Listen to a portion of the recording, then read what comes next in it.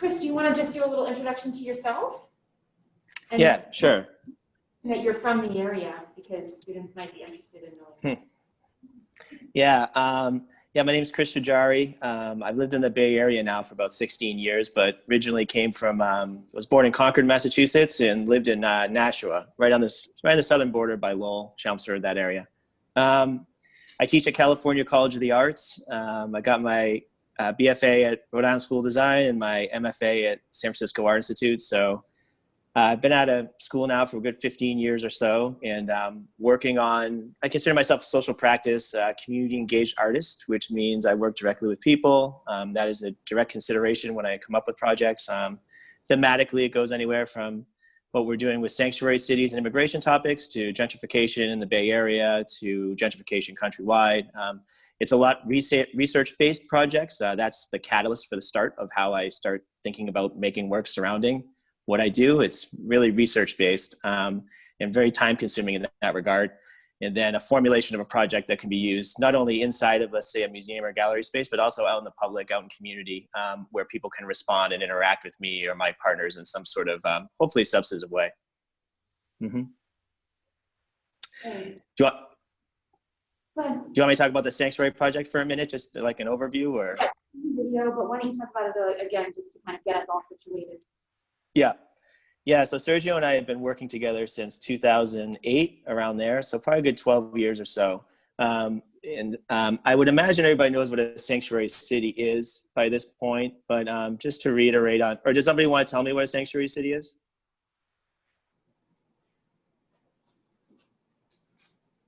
Or I can just say it. No, it's okay. Just you know, give them a sec. Anyone know what a sanctuary city is? Let's go ahead. I don't know if there's like a legal definition for it, but I think the general gist is that like immigration services are not welcome in the city, and they try to protect undocumented people. Yeah, I mean that's definitely right, and you're absolutely right. It's not a law; it's an ordinance, which means that there's no necessarily set guidelines that cities can use to become a sanctuary city. There's over 250 sanctuary cities in the country right now. In 1989, it started off with 13 cities. I'm sorry, not countries, cities. San Francisco being one of them. Minnesota was another sanctuary city. New York, cities like that. Now it's grown over to about 250. And you're exactly right. It's the amount that a city works or does not work with the federal government in terms of immigration policy, mainly regarding undocumented, immigrants. And so San Francisco and the Bay Area happens to be a really strong sanctuary city area. That does not mean that they're above federal involvement whatsoever. The feds and ICE, customs enforcement, still makes rounds in the Bay Area. In fact, there's been numerous raids over the past couple of years. So it doesn't necessarily shield us from the feds, but it stronger protections than, let's say, Orange County, for example, who is, California is a sanctuary state, Washington State is a sanctuary state, but Orange County is trying to repeal a lot of the sanctuary ordinances that the state is implementing. And so each place has its own kind of, variation on it. So we've been doing, again, started out as a research project. We've been working on this for about 12 years now. And it's morphed since 2017 into a kind of call and response project that I'm going to be introducing to you all today, thinking about how people's voices, experiences can be brought to the table and be brought to this project. We utilize silk screening and printmaking and mobility as a way to reach different audiences, not only inside the typical gallery museum spaces, but outside into the public. Utilizing silk screening as a way to kind of draw people in and grab people's interest, and then going right back to the research and the hard work we've been putting in to kind of talk about these issues, these very complex issues that, can be challenging to talk about. And so we found printmaking in the act of giving something. I talk with my hands, so I feel like, okay. The act of exchange has been really important for us to kind of start these conversations that can be tough for people sometimes, can be tough for a lot of people to even wrap their minds around not only that, but to, just to engage in a discussion. So we are doing printmaking, we're doing billboards. We've done a number of billboards in the Bay Area, including some billboards out by you all in Western Mass now, which we're excited about.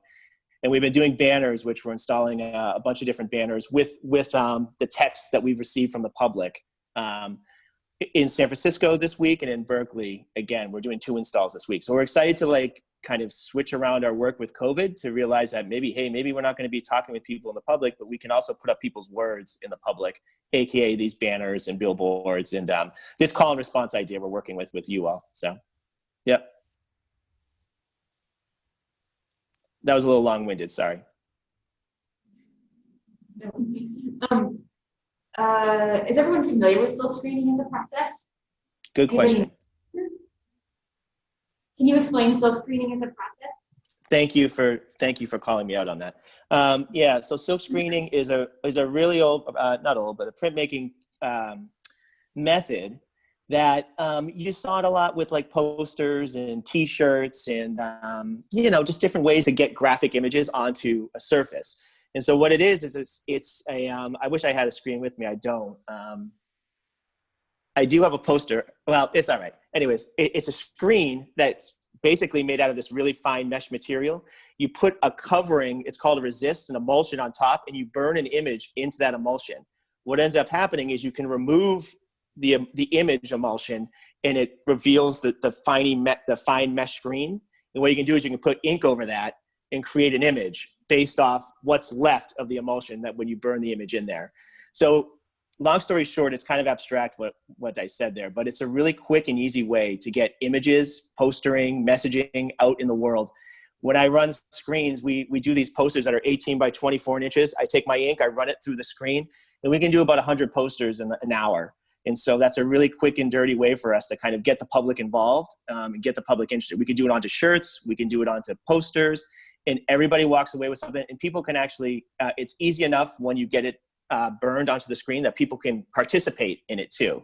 And so it opens up the arts in a way that not necessarily a lot of other mediums can do, and allows people to join in a deeper conversation, gets them thinking when they're screening with us. So that's why we like that tool. Mm-hmm. Good question. So would you like me to open it up to the class for questions? Or do you want to prompt them with questions? Yeah, I mean, I would like to talk about the call and response questions for a second, just to talk about where they came from. So the process for working with, in 2017, we worked with Yerba Buena Center for the Arts Museum in the Bay Area. And we had a series of 5 questions that people would silkscreen onto a poster, and they would respond to those questions. And we took those responses and turned them into posters. Some of the posters are, I am an immigrant, the country of the immigrant is here. This is a sanctuary is a home away from home. And so we use these phrases gathered from people's responses to make a series of, now we have over 30 posters that we print in the public and give away to people to start larger conversations surrounding sanctuary cities and immigration policy. So the 5 questions that we had at the museum were, what would you tell an immigrant? Have you seen anybody that's been deported? Have you witnessed an ICE raid? When did you forget you were an immigrant? And then the 5th one was something else. I can't remember off the top of my head. But those were the 5 questions that we started asking that people would respond to. In a matter of 4 months at the show, we got over 1,000 unique responses. And from those responses, we turned those into posters. So during COVID times where we can't necessarily screen with you, we got invited to work with you all to open up a screen shop down here. And that's what we were going to do until COVID happened, basically. And so we've had, yeah, I know, me too. And so we've had to change our methods. And one of the methods we're doing now is we're still doing the posters, we're still doing billboards and banners, but not necessarily as participatory as it's been. So we're doing this call and response. And in that idea, we have this phone number that we're hoping you all can participate in, you know, tell your friends, tell your family members, just trying to get the word out there to answer 2 questions. When did you forget you're an immigrant? And what would you tell an immigrant? And those are vastly different questions. And we understand that, and we wanted to explain that to everybody, letting them know that there's 2 different entry points for this question. When did you forget you're an immigrant was a question and comments that we got a lot of in the Bay Area, thinking about assimilation and people that came to this country, not only through generations before. My family is Irish and Italian, and I'm a 3rd generation immigrant now. So my grandparents were both 1st generation. They moved to the Boston area, both of them. And so, you know, that's a conversation that we've had at the family table. Assimilation is a big conversation that we have. And how does that play into, either keeping one's cultural heritage or one's loss of cultural heritage. And we're really interested in that, and what identities we take on to become assimilated into this country. And so that's where that question comes from. Now, not everybody feels comfortable answering that, but that's a question that we found that people really do engage when they really have something to say about it, when they have to think about that. We did that question in Seattle. That was our main question at Seattle University. And we got 500 unique responses to that question, which was really interesting. And what would you tell an immigrant? Another kind of, what is your experience with immigration in this country? What's your experience right now with dealing with, federal policy, dealing with the current administration on how an immigrant is being treated? Is the rhetoric behind an immigrant being in this country? What would you tell them with that experience? What would you tell yourself if you are an immigrant? And what would you tell yourself if not? So I think they're two very relevant questions right now that hopefully we can all take the time to think about and answer honestly and thoughtfully. And to be transparent with it, what we're doing is all of the responses we get, we'll take some of those responses and we're going to turn those into posters that then we can use for MCLA for the show that's happening in March. So that's what's happening with the content. Does that make sense? Yes. Yes. Okay. Yes. Great. So I think that's about all the context I can give at this point. So yeah, any questions or comments or conversation we want to have, that would be wonderful. I have a question. What's the phone number? Yeah, that's an awesome question. So what I'm going to do is, yeah, I know it's a 413 number. What I'll do is, while we're talking, I'm going to look at my email. We create a banner. We create a billboard that has the number on it. And we also have these posters and flyers that are going out into the community. But while we're talking, let me find it and I'll convey that number to you. Thank So, you. so that everyone knows, there are going to be two billboards. One is going to be here in North Adams, the other one is going to be in Pittsfield with the questions on it, and the phone number.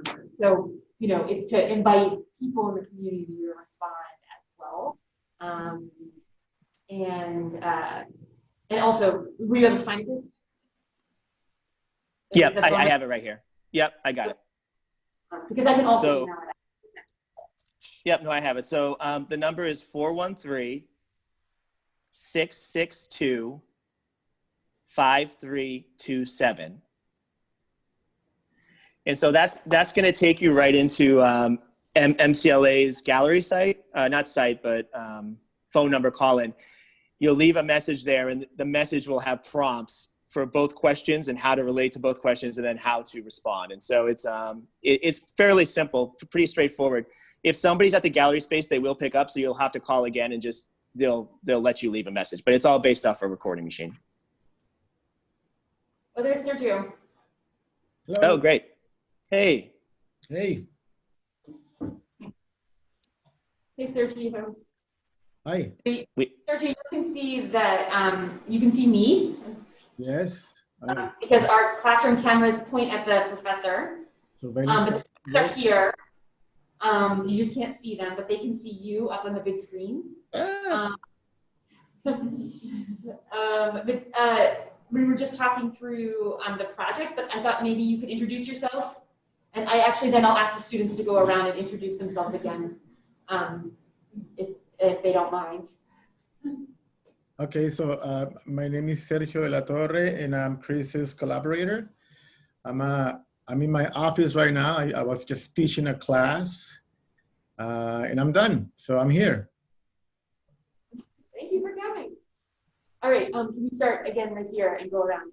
Yeah, I'm Delissa, and I'm a music major. I'm Julia, and I'm a sociology major. I'm Brooke, and I'm a theater major. I'm Liz. I'm an arts major.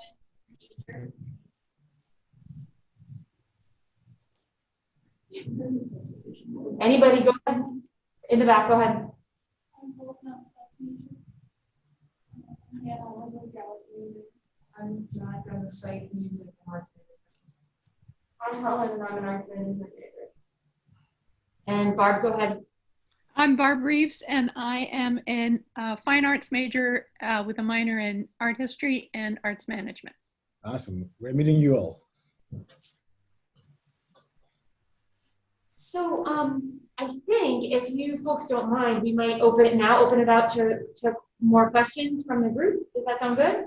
I have a bunch of questions, but I'm gonna hold off on mine, and I'm gonna let the students go ahead and make their questions, their comments, or whatever that they want to say. They might Sounds just- good.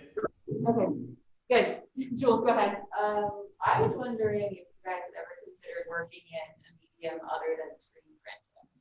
Like I definitely understand your logic, but have you considered just working in a medium?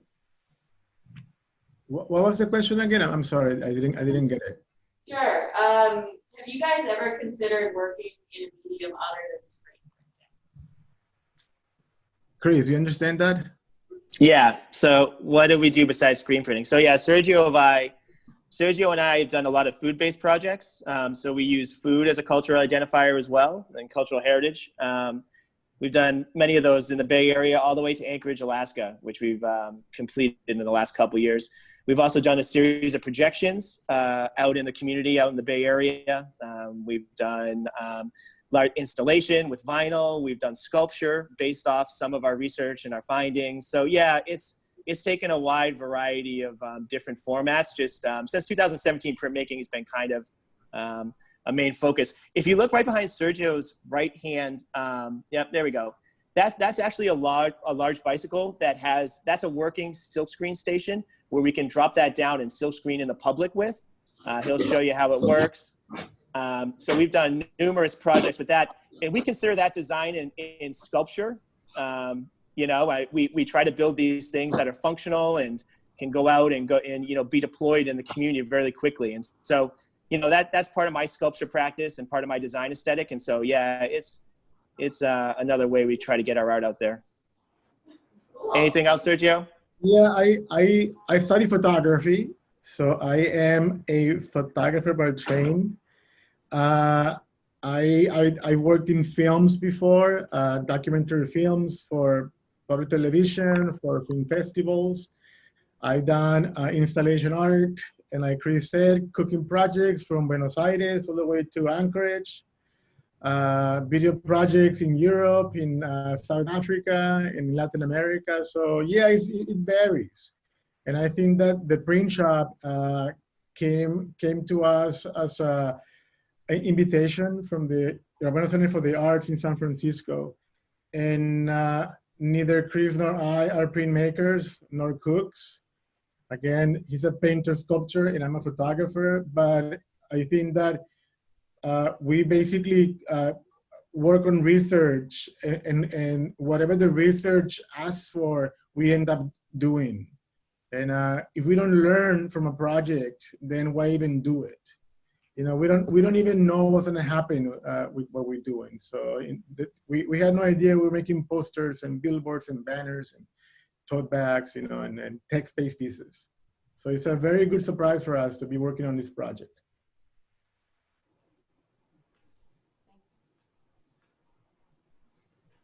Other people? Jalissa? How many different cities have you toured in, and how would you say that those have impacted your research, depending on where they were located?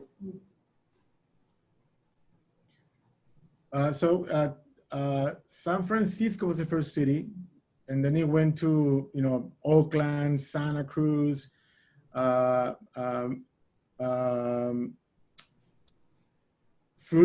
if you know the Bay Area, basically, San Diego, Tijuana, and then Seattle. And I think that there are mostly art institutions and also colleges. And so we can tell you a bunch of different stories of what we have collected for the research. And it goes from anything from people completely disagreeing with us on this project to people completely agreeing with us and everything in between. So, you know, conversations are always the fuel for the project. And I don't know, Chris, do you want to tell them a story? One of your Yeah, you know, I mean, it happens in the Bay Area too. I mean, everybody thinks we're living in such a liberal place that everybody agrees with the same thing and agrees with all the shared politics. But we've had encounters that not only reacting to us talking about immigration, but some of the posters. One of our posters says "Not in my city," which refers to ICE raids and federal involvement with the city. And somebody came in and agreed with me. He's like, "Yeah, not in my city. I don't want them here whatsoever." And so that sparked in an interesting conversation surrounding why he felt that way. And you know, we're not a Fox News or a CNN talking head show. We don't scream at each other. If we have these sort of varying opinions, we're definitely open to having those conversations, and we put out our points of view and they put out their points of view. And it's not arguing, it's actually having conversations. We have been told to F off quite a couple different times.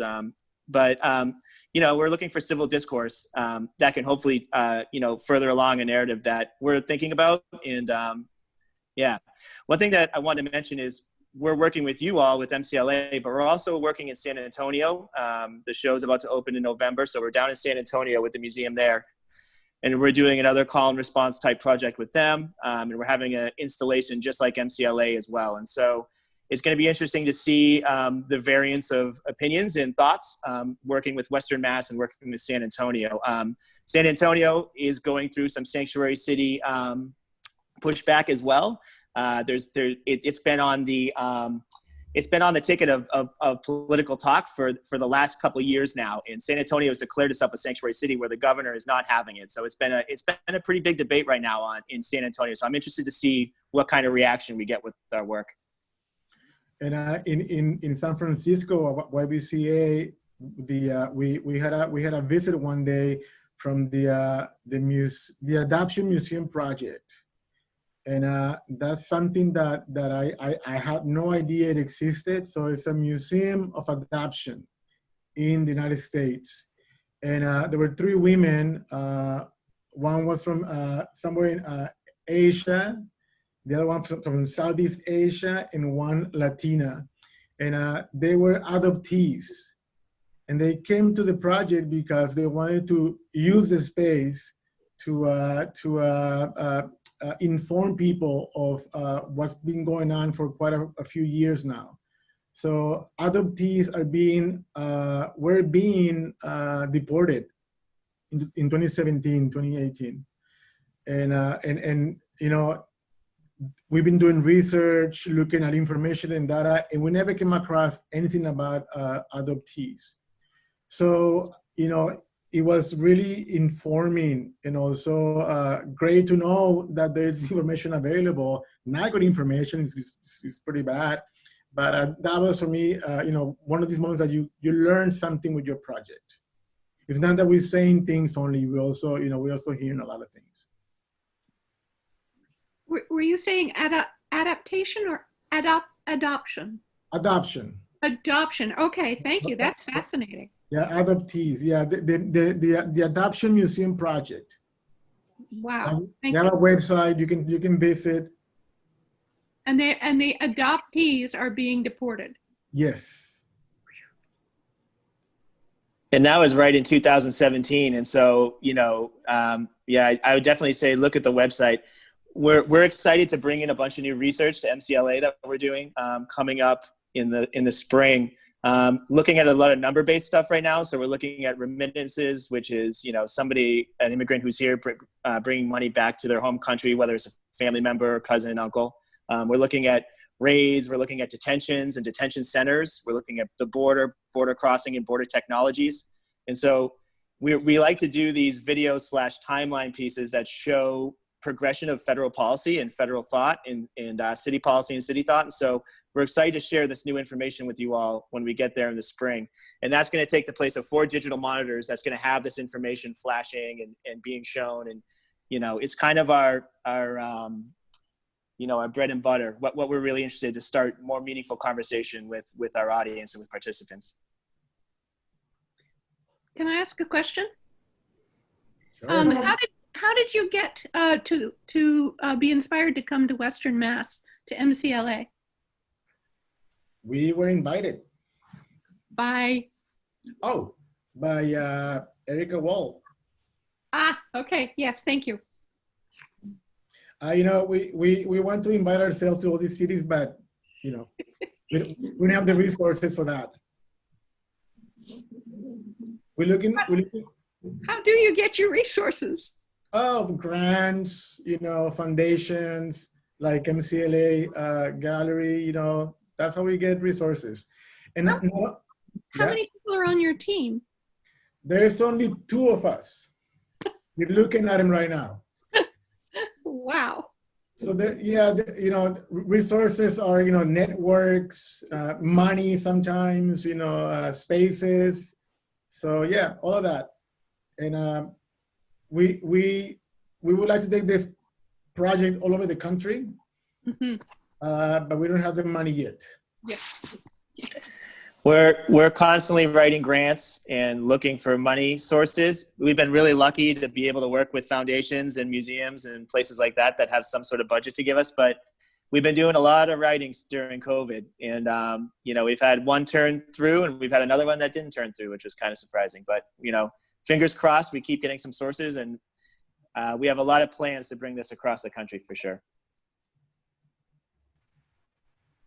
Questions from the group, comments? How did you guys meet?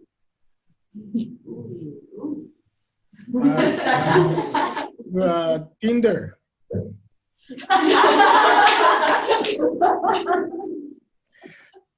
In 2007, I got an invitation to work on a grant proposal with the San Francisco Art Institute. They had there's a foundation in the city, the Creative Work Fund, part of the Haas Foundation, and they give money to community-based art projects. And they asked me to come up with a project idea in 24 hours. And so I put a proposal together, and we sent it to the Creative Work Fund, and they gave us the money. I don't know how. For some reason, they were like, "All right, great, take the money." And one of the requisites was that I work with SFAI MFA students. So the project was to look at safety and security. At the time, there's like all these lights popping up, whether the country is safe or not, whether it's, it's yellow, is red, it was never green. So I was very curious about who is this country protecting? Who is safe in this country? And, thinking about this, I came up with the Sanctuary City Ordinance that protects undocumented immigrants from federal policies or policing. So I required that I interviewed SFAI artists that had an immigrant background. So that's how I met Chris and Donna and Rosario, Wenhua, and I forgot the other students. But anyhow, there was like 7 of us at the beginning, and in 2007, 2009. And then Chris and I kept working together. So for the last, 12 years, Chris and I have been doing things together. So when I met him for the first time, I was so nervous. And we had this conversation on by this little fountain. And I was like, oh man, this guy is so important. I love his work. And, sweating like bullets. And then thank God, 13 years, whatever it is, how many years later, we're still here. So I guess something worked. That's cool. I'm younger though. Clearly. Me too.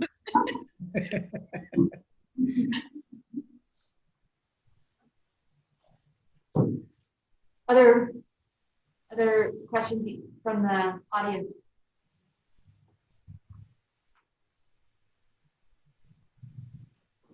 Anna, yeah. Yes, I'm just waiting to see if anyone's gonna say anything. I have another just a curiosity.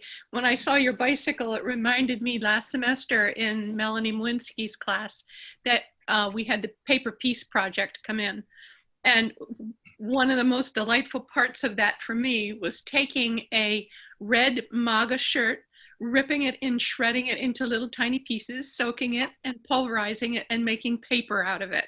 And I had proceeded then to take my finished paper and give it to two of my friends who are also very, think the same way I do. And they are going to make notes to send to their Trump friends who are their friends who are Trump supporters. So I thought what a delightful mix would be to take your Sanctuary City project and put some of it on pulverized MAGA shirts. Sure. Yes. You did the right thing, Barb. You did the right thing. Very cool.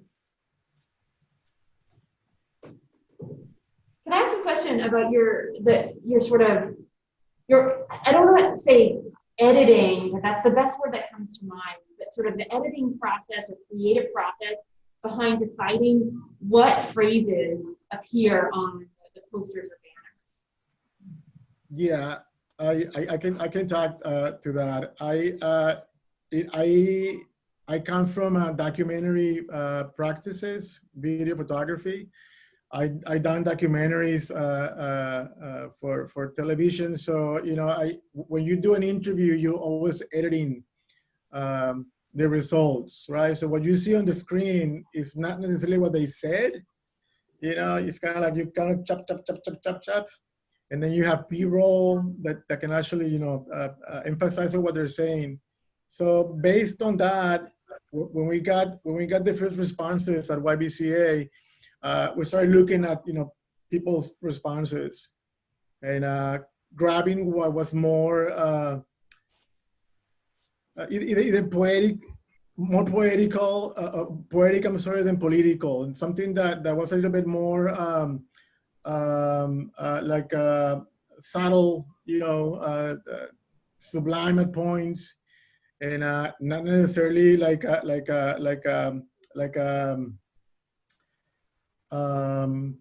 kind of like a haiku, right? Like a short poem, definitely.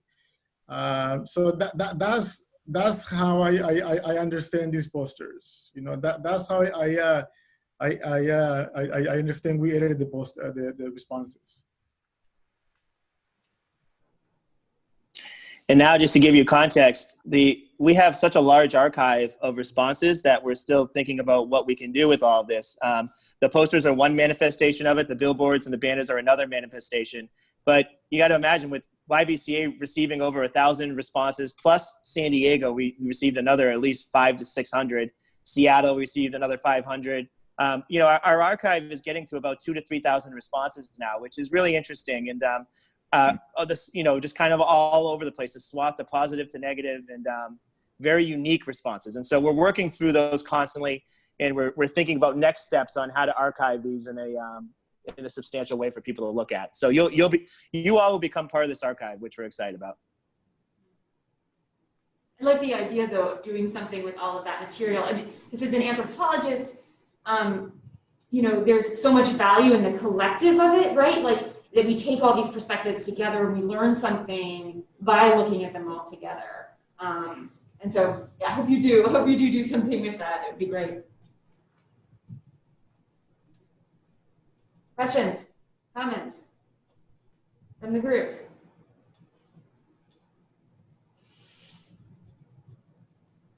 Okay. So I have a question. Do you ever publish scholarly work based on sort of pulling together your research and your creative work? No. No. Just curious. We have been included, though, in scholarly publications for the work that we've done. Okay. Like, yeah, that I've talked about what you do.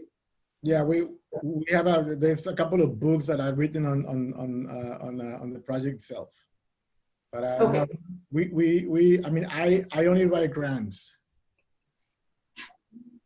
He does research as well.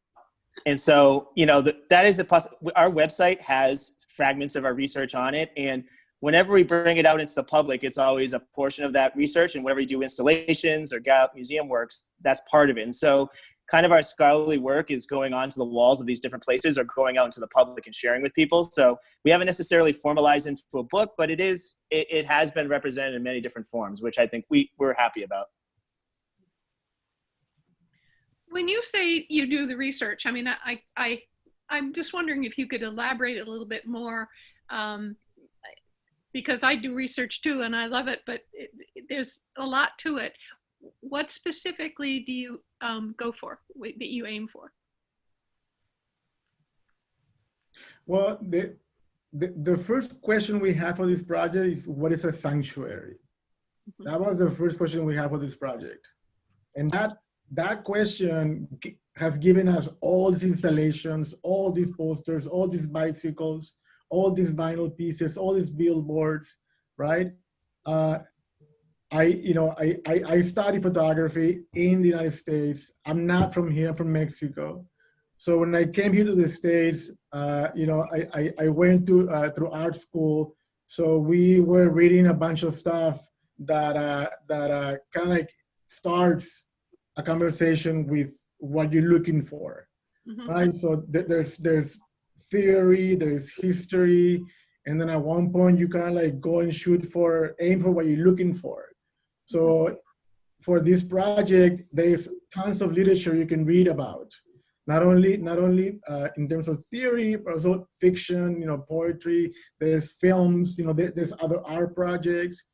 And also you have a huge amount of information from government sites, non-government sites, and also DHS, ICE, the Pew Hispanic. There's all these think tanks that are NGOs that are dealing with all this information. So when we do research, yes, we go there to the websites, we go to periodicals, we go to newspapers, we go to magazines, but we also go to essays, we also go to novels, we also go to poetry, we also go to music, we also go to film.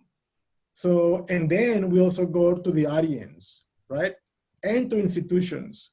So this is an ongoing conversation with a bunch of different people, not only the undocumented immigration community, not only the curators, not only the people that come to the gallery, not only the NGOs, not only the government. We have like a huge amount of information that we're dealing here right now. And I think what we're trying to do is like, how do we organize this growing archive? Yeah. And for us, the organization makes sense in the poster. It makes sense in the bicycle. It makes sense in the billboard, So I don't know if that, answers your question or not, but, the way we understand it is that the archive is living, it's a living archive. So it's constantly evolving, Just to follow up on that too, we're also talking with nonprofits. We're talking with city officials. We've worked with immigration lawyers before. And so it's a mixture of primary and secondary research, primary being on the ground, talking with people, conducting interviews, not only with, let's say, a nonprofit who's talking about raids in the area that is not necessarily published by newspapers. We're getting that information through the nonprofit workers that have their feet on the ground, that are taking the calls, saying 311 calls, saying, hey, listen, I'm about to, I have a federal agent at my door. What do I do? So we're hearing that from them. We're talking to different city officials, so it's a secondary research, just like Sergio said, reading, periodicals, internet, books, music.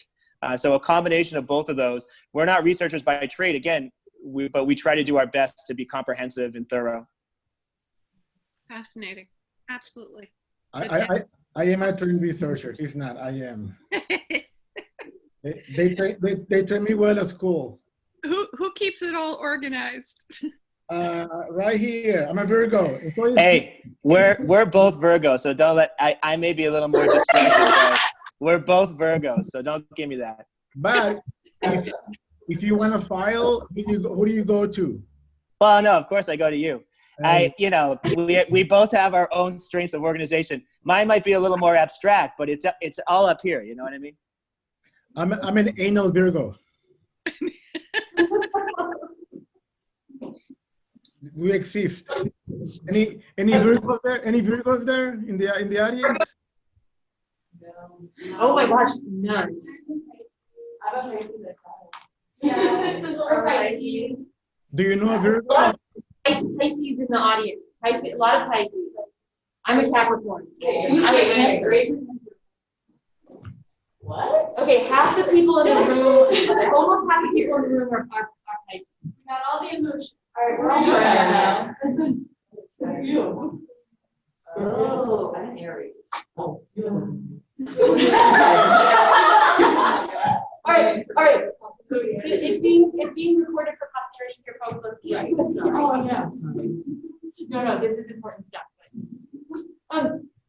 We only have a couple more minutes. I know that social change comes about in incremental ways. So I understand that what I'm about to ask may be too much of a question to ask. But have you seen sort of change in the communities that you've worked in as a result of the work that you've done? Yeah, that's a very good question, and I don't know. It's really hard to measure, how efficient these projects are. I think you're asking that because we didn't start this, right? I mean, it's something that has been going on for a long time.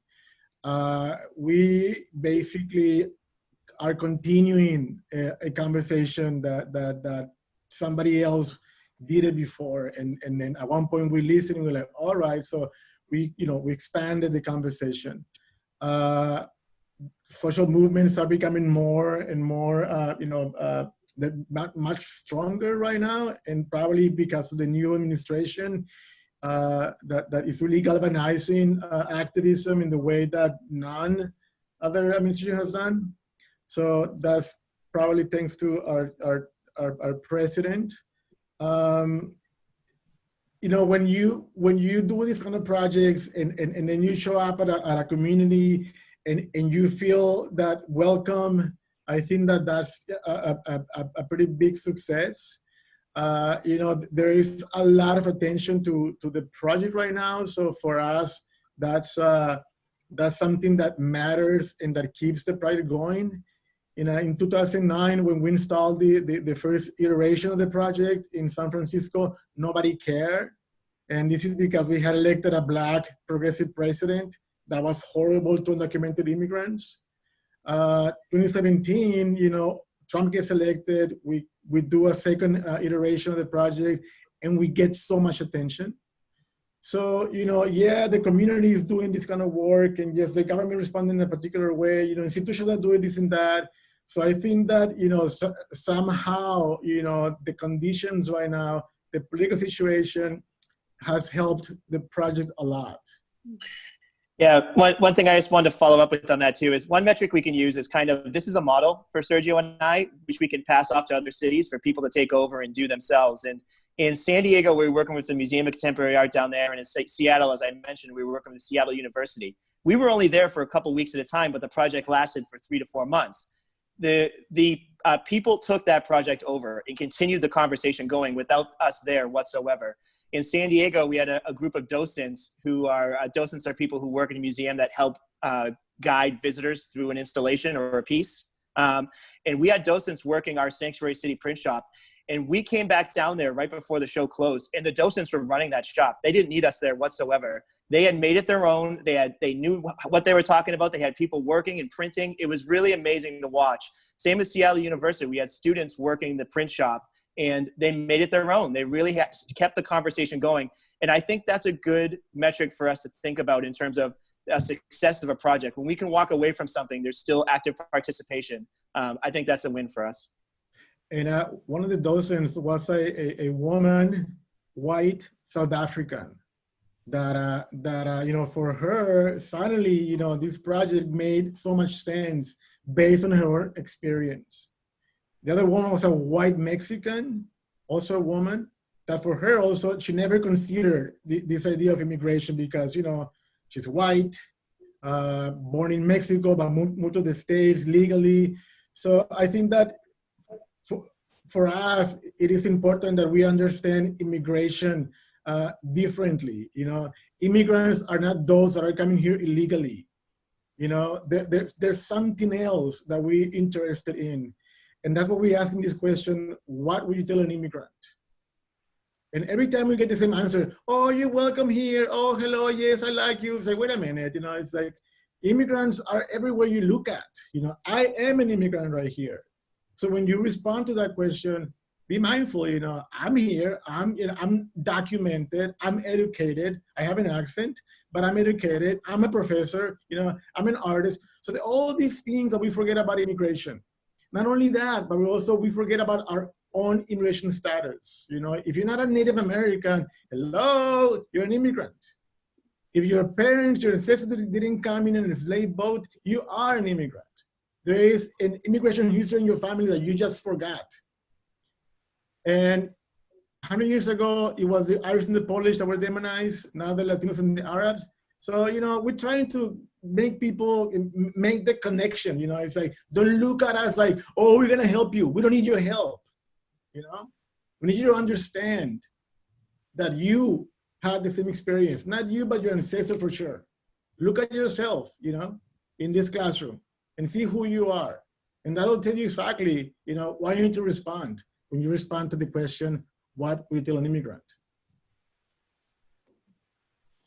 Thank you for that. That was an amazing conclusion to our discussion today. It is now 2:52, so I have to let the students go. Thank you both so much for joining us. It was such a pleasure. Thank you.